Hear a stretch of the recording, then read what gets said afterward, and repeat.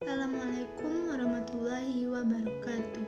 Perkenalkan, nama saya Fani Nabila, NIM 21231125 dari Prodi Pendidikan IPA. Baiklah, saya akan mempresentasikan tugas pertemuan keempat pengantar coding, yaitu tentang input dan output program.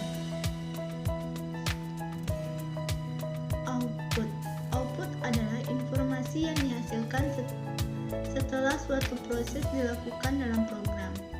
Sumber output yaitu monitor, printer, speaker, dan lain-lain. Fungsi output untuk menghasilkan luaran informasi dalam sebuah program. Fungsi output dari monitor bahasa C yaitu printv dan put. Fungsi output printv. Yang pertama, printv untuk menghasilkan output pada layar komputer. Yang kedua, bagian dari library standar input atau output. Yang keempat, format model pemformatan tipe data dari output yang akan ditampilkan ke layar komputer. Yang keempat, variabel yang akan ditampilkan ke layar komputer. Jenis-jenis format output printv. Yang pertama, %C untuk menampilkan karakter. Yang kedua, %S untuk menampilkan teks atau string. Yang ketiga, %D dan %I untuk menampilkan bilangan desima. Yang keempat, %F untuk menampilkan bilangan pecahan. Yang kelima, %O untuk menampilkan bilangan oktav. Yang keenam, %X untuk menampilkan bilangan heksadesima. Yang ketujuh, atau T untuk membuat tabs.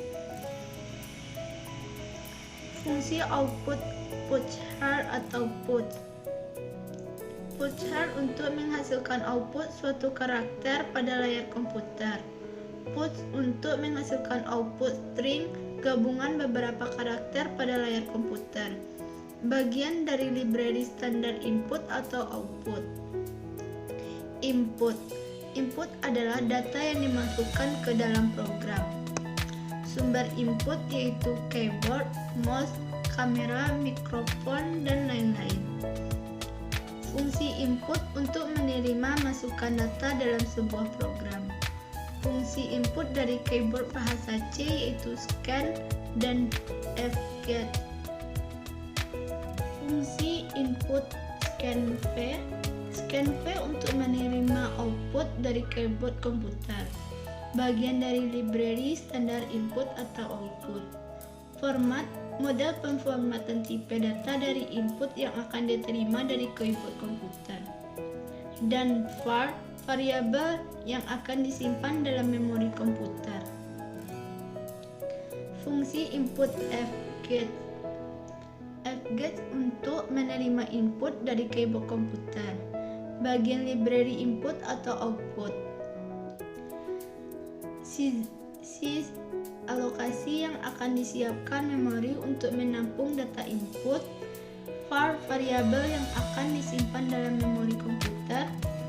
Stdin untuk sumber dari input atau dalam kasus kita keyboard merupakan input standar.